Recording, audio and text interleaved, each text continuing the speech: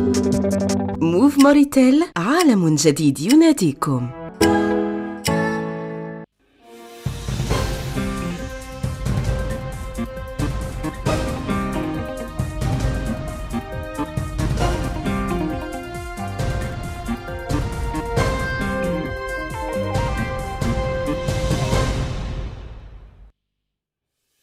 L'Assemblée nationale approuve 2 conventions de financement dans les secteurs de l'énergie et de l'eau.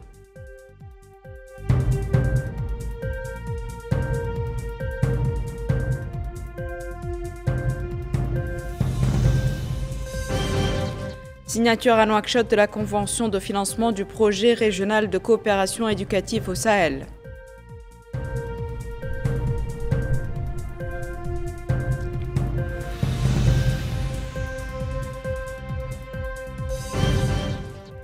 Le délégué général à la solidarité nationale et à la lutte contre l'exclusion, Taazour, octroie une aide financière aux familles à faible revenu dans l'arrondissement de Mhijrat.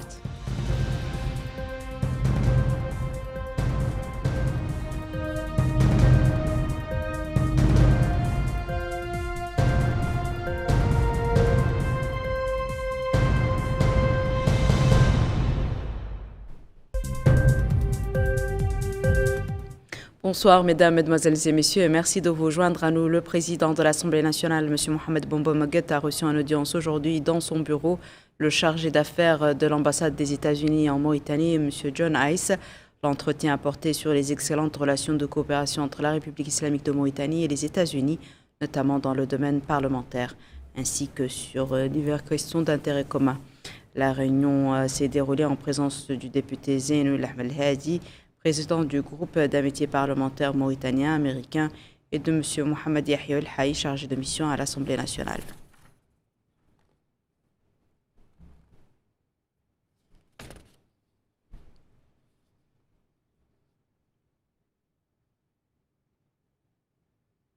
L'Assemblée nationale a approuvé au cours d'une séance plénière tenue aujourd'hui sous la présidence de M. Ahmedou Mohamed Mahfouz Mbal 2 projets de loi, dont le premier concerne le financement de la première phase du projet de mise en valeur des ressources énergétiques et d'appui au secteur minier, et le second concerne le protocole financier destiné à contribuer au financement du projet d'extension du réseau de transport d'eau côtière d'Aftout Sahli. C'est un compte-rendu de Bokar Bailaba.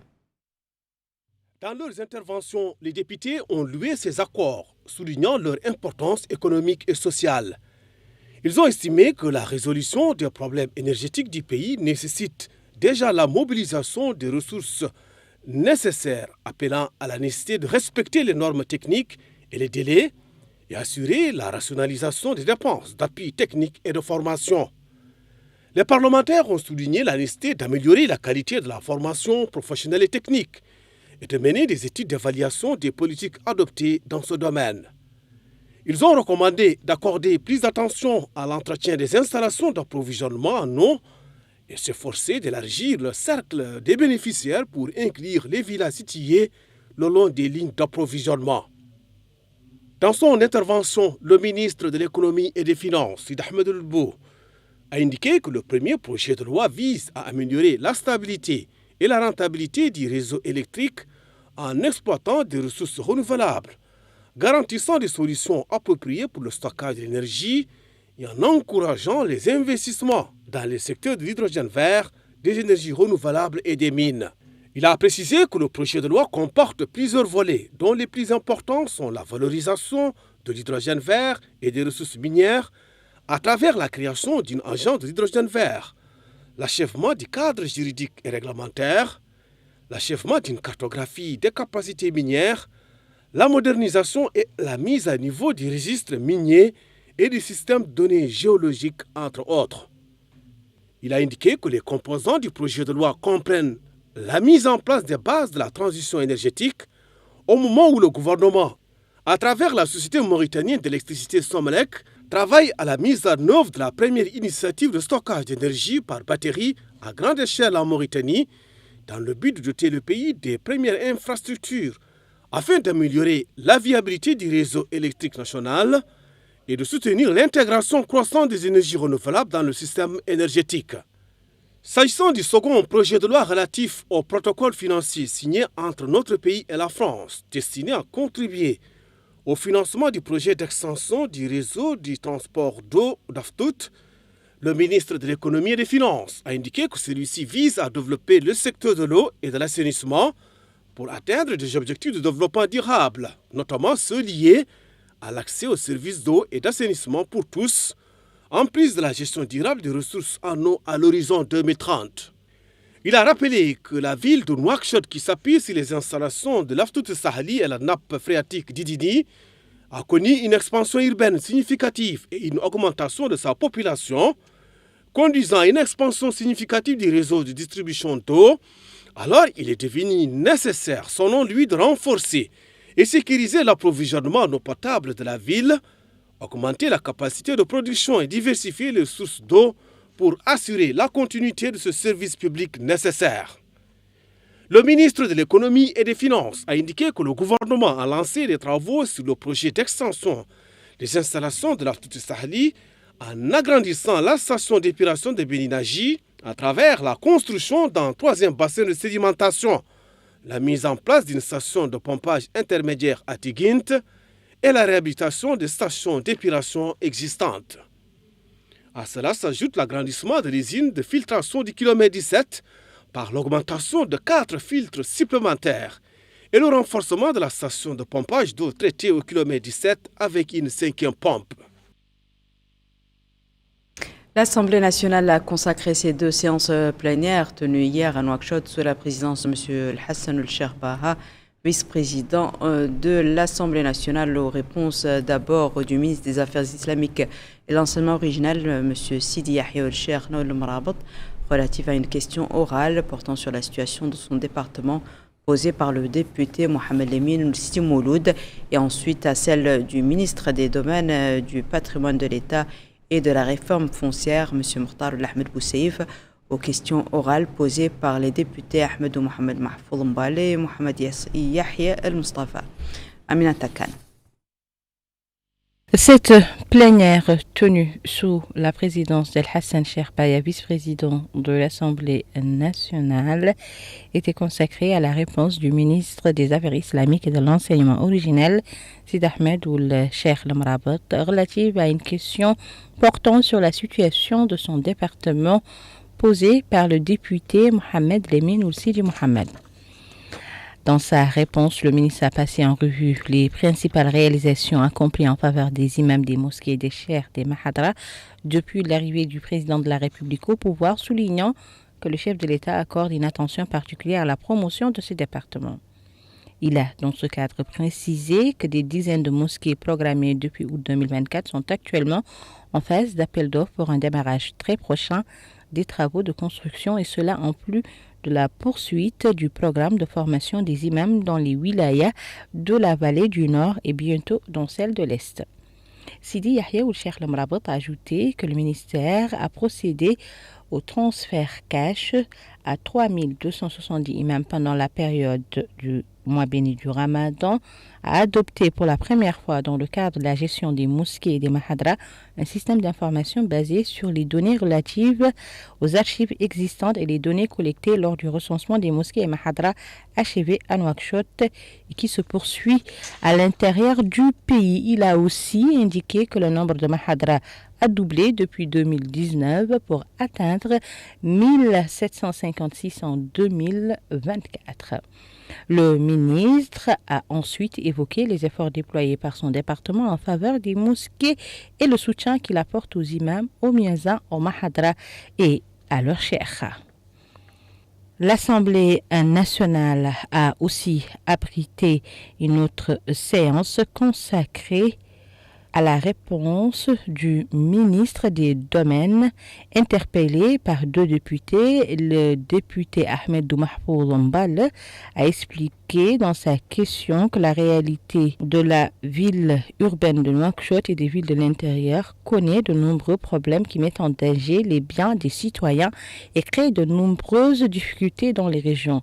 Le député a interrogé sur le plan et les mesures suivies par le secteur des domaines du patrimoine de l'État et de la réforme réforme foncière pour surmonter ces obstacles. Quant à la question du député Mohamed Yahya El Mustafa, il a souligné que le marché immobilier connaît une augmentation sans précédent des prix des terrains, ce qui a entraîné d'énormes difficultés pour les citoyens, en particulier les catégories à faible revenu dans leur accès à un logement décent. En réponse aux interpellations des députés, le ministre des Domaines, du patrimoine de l'État et de la réforme foncière, M. Mortar Oulahmed Bousseif, a souligné l'importance du domaine immobilier pour la population, notant que les Mauritaniens, comme tous les peuples du monde, considèrent l'immobilier comme une voie d'investissement, de logement, de propriété et d'épargne. C'est une relation qu'ils ont découverte depuis les années 70, pendant des années de sécheresse et les vagues de migration qui l'ont accompagné de la campagne vers la ville. Il a expliqué que le secteur immobilier, depuis l'indépendance du pays, était géré par plusieurs départements ministériels et plusieurs autorités non coordonnées entre elles. En plus de l'anarchie caractérisée la gestion de l'administration dans ce domaine, ainsi que les bénéficiaires et les courtiers, ce qui a contribué à la création d'un phénomène de l'urbanisation anarchique Gazra.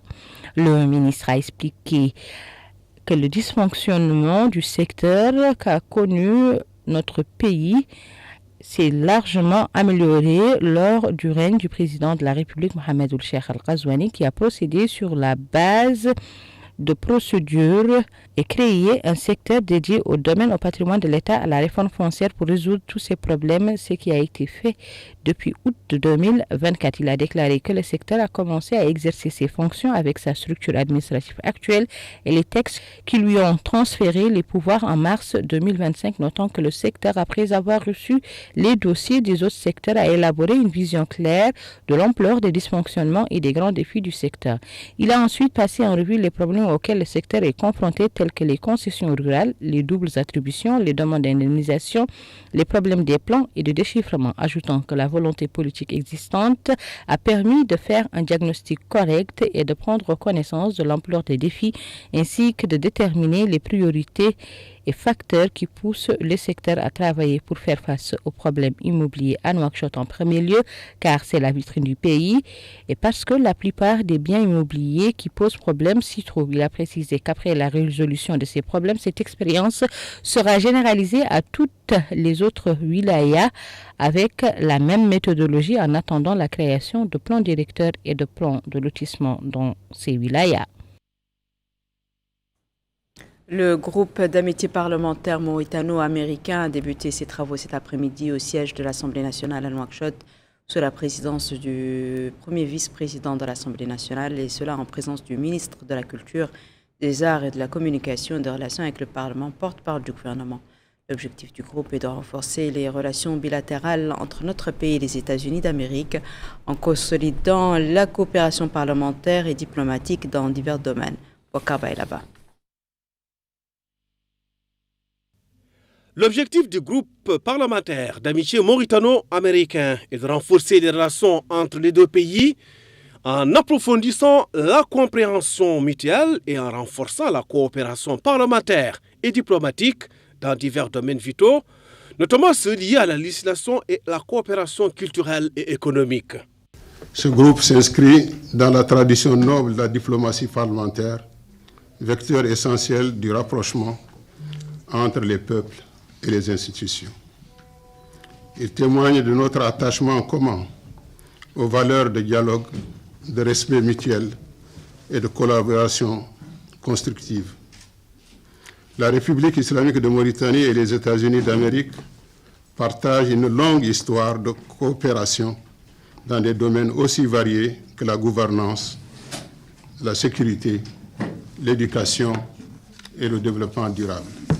À travers ce groupe, nous souhaitons non seulement approfondir nos liens, mais aussi les inscrire dans une dynamique renouvelée portée par les élus du peuple.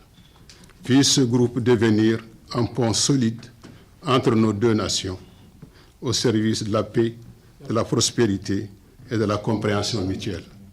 Dans son allocution, le ministre de la Culture, des Arts, de la Communication et des Relations avec le Parlement, porte-parole du gouvernement, El Hussein El Meddou, a affirmé que le groupe soutient les efforts du gouvernement pour promouvoir les relations extérieures à travers la diplomatie parlementaire. Il a rappelé que les relations entre les deux pays sont profondément enracinées et incluent plusieurs domaines comme la sécurité et le développement. Autre allocution, c'est celle prononcée par le chef du groupe parlementaire, le député Zaid El Abidine Ahmed El Hadi, qui a souligné que la création de ce groupe représente une étape qualitative vers le renforcement des relations parlementaires entre les deux pays et l'ouverture d'un espace de dialogue et d'échange d'expertise entre les législateurs mauritaniens et américains dans le cadre d'un partenariat stratégique qui sert les intérêts des deux peuples. Pour les États-Unis d'Amérique, le lancement de ce groupe reflète le nouvel élan dans les relations entre les deux pays suite à la récente visite du président de la République à Washington. Ces moments forts interviennent à une période particulièrement favorable pour nos relations bilatérales. Il y a quelques semaines à peine, le président Ghazouani a été reçu à Washington par le président Trump. Cette visite de haut niveau a souligné l'importance stratégique que nous accordons à notre partenariat avec la Mauritanie. Et aujourd'hui, avec le lancement officiel de ce groupe d'amitié, nous ajoutons une nouvelle dimension à cette relation, celle de la diplomatie parlementaire. En d'autres termes, un dialogue direct entre les élus de nos deux pays au service d'une compréhension mutuelle plus profonde. Nous savons que le parlementaire joue un rôle central dans la vie démocratique. Ils incarnent la voix des citoyens, conçoivent les lois et surveillent l'action publique. Ensemble, la diplomatie parlementaire représente un véritable levier pour renforcer la coopération bilatérale à travers une communication directe entre les représentants des peuples mauritaniens et américains. Nouakchott a abrité aujourd'hui une cérémonie de signature de 2 accords de financement dans le cadre de la relance du projet Relance du Sahel. Cet accord prévoit la création de l'Institut d'éducation du Sahel entre notre pays et le Tchad afin de promouvoir l'éducation dans les pays du Sahel. Memounalo.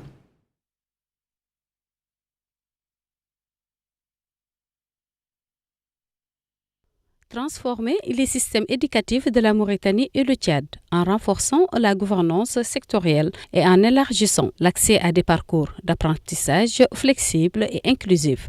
Tel est l'objectif de cette signature des accords de financement du projet d'engagement régional pour l'apprentissage et la collaboration dans l'éducation. Relance. L'enveloppe s'élève à 137 millions de dollars avec le soutien de la Banque mondiale et de la République fédérale d'Allemagne. Dans son allocution, le ministre de l'Économie et des Finances, Sidi Ahmed Bou, a indiqué que la région du Sahel avait connu au cours des dernières années de multiples défis, notamment la fragilité du système éducatif, les tensions socio-économiques ainsi que les impacts croissants du changement climatique. Il a estimé que ces défis complexes nécessitaient une réponse coordonnée, rigoureuse, efficace et multidimensionnelle, appuyée par un soutien international dynamique. Le ministre a rappelé qu'à ce titre, depuis 2021, les bases d'un partenariat ambitieux avaient été jetées, notamment à travers l'élaboration du livre blanc sur l'éducation dans le Sahel, issu d'une coopération jugée fructueuse entre la Banque mondiale et les pays concernés. Ce travail avait permis d'établir un diagnostic précis et de définir des pistes claires de réforme, déclare-t-il. De son côté, la ministre déléguée auprès du ministre des Finances chargé de l'économie, du plan et de la coopération internationale de la République du Tchad a mis l'accent sur leur engagement. Ce projet n'est pas seulement une simple réponse technique. Il est une réponse politique, réponse morale et collective à l'urgence éducative dans le Sahel. Il incarne notre détermination à changer de cap, à construire un meilleur avenir et aussi à investir dans le capital humain de nos nations. Le vice-président de la Banque mondiale a quant à lui soutenu que un tiers des jeunes du Sahel central, soit 24 millions de personnes, ne sont ni en éducation, ni en emploi, ni en formation. en Mauritanie et au Tchad, c'est environ 5,1 millions de jeunes âgés de 10 à 18 ans qui sont hors de l'école. Un chiffre qui pourrait augmenter à 20% d'ici 2030 et presque doubler d'ici 2050. Ces chiffres, bien qu'alarmants, révèlent pourtant un immense potentiel inexploité. Ils nous rappellent l'urgence, mais aussi l'opportunité de transformer ces défis en levier de développement. C'est dans ce siège que l'ambassadeur de la République fédérale d'Allemagne en Mauritanie a souligné l'importance de l'éducation. L'éducation est la clé qui ouvre toutes les portes. Elle permet de construire un avenir épanoui. Elle est un droit fondamental pour chaque enfant. Aujourd'hui, beaucoup d'enfants dans les pays du Sahel n'ont pas accès à une éducation de qualité. Trop d'enfants, surtout parmi des filles et les populations transhumantées et déplacées, restent en dehors de l'école. Le projet prévoit la mise en place à Nouakchott d'un institut régional des sciences de l'éducation destiné à appuyer la formation des cadres, la production de recherches appliquées et l'élaboration de politiques éducatives fondées sur des données probantes.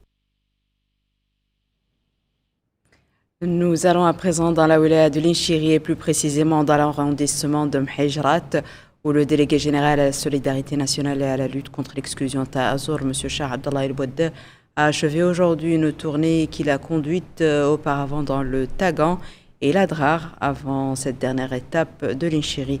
Au cours de cette visite d'inspection à Mhejrat, il a distribué des aides sociales aux citoyens à faible revenu. C'est un compte-rendu d'Aminata Khan. Mhejrat, une municipalité relevant de la wilaya de Linchiri, le délégué de Ta'azour a fourni une aide directe en espèces aux familles démunies, visité le complexe Ta'azour de la municipalité et discuté avec les pêcheurs sur les problèmes que rencontrent ces derniers. Il s'est également engagé à trouver une solution temporaire aux problèmes dont ils font face. Ensuite, le délégué de Ta'azour a indiqué à notre micro que cette visite a permis l'inauguration et la pose de la première pierre de nombreux projets de développement, notamment la construction d'internats dans les établissements d'enseignement, en plus du suivi d'autres projets en cours d'exécution. Ta'azour entend, dira-t-il, d'équiper une ferme dans la ville de Benichab avec tous les moyens nécessaires afin d'assurer un large bénéfice aux groupes vulnérables contribuant à ce projet productif, soulignant que l'accent sera mis sur la réalisation de l'intégration économique et sociale et la consolidation de la cohésion et de l'unité nationale.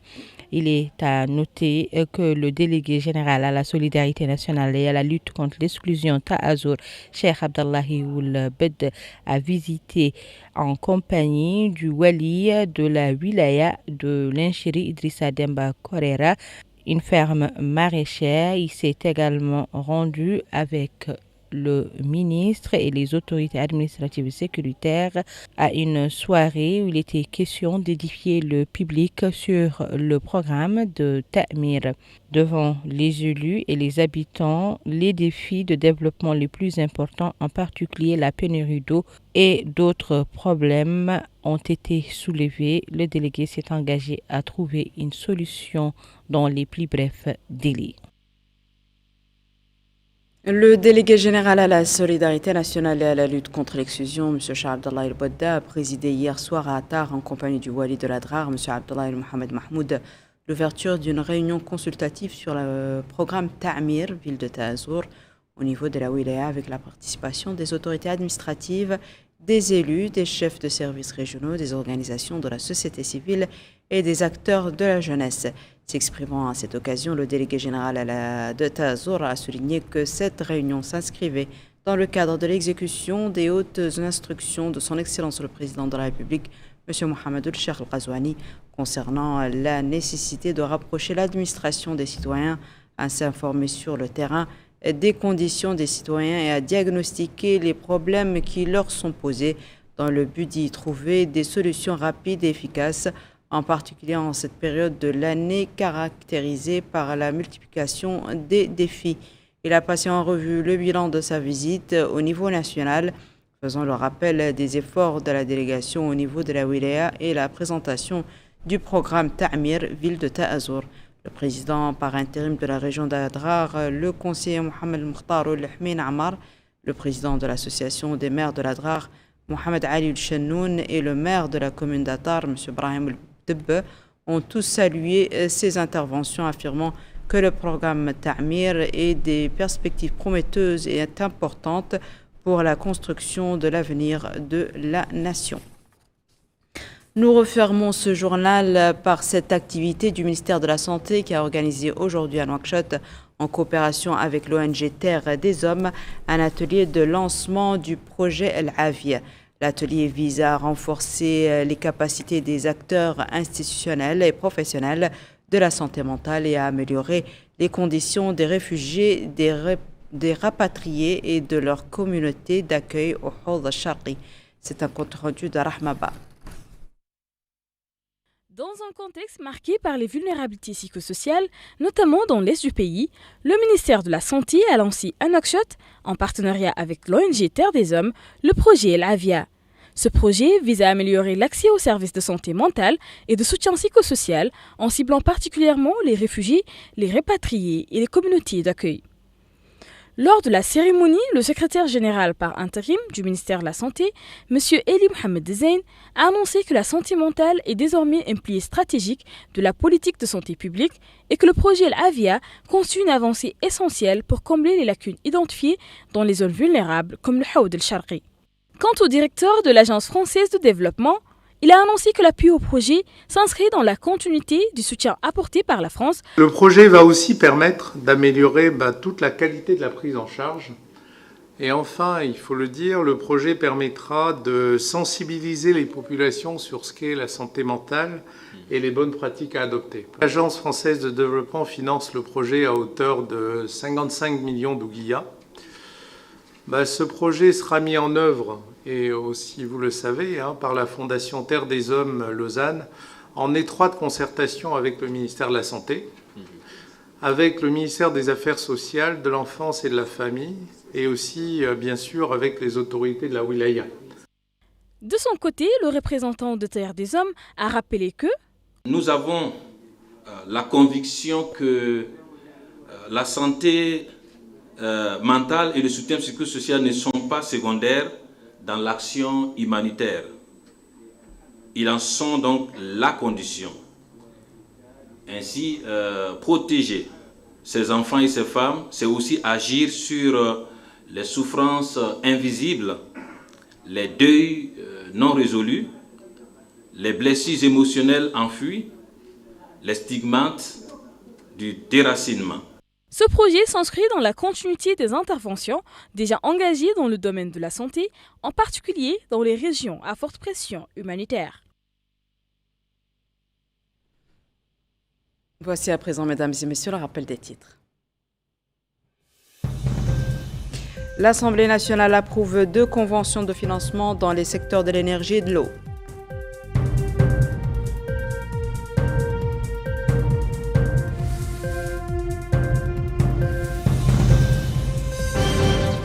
Signature à Nouakchott de la convention de financement du projet régional de coopération éducative au Sahel.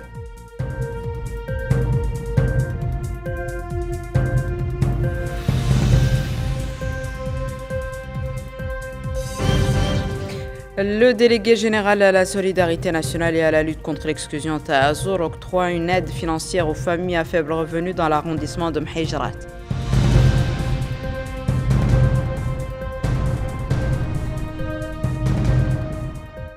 C'est la fin de ce journal, mesdames et messieurs. Merci à vous de nous avoir suivis. Merci de votre fidélité. Je vous souhaite une excellente suite de programme sur le Mauritania.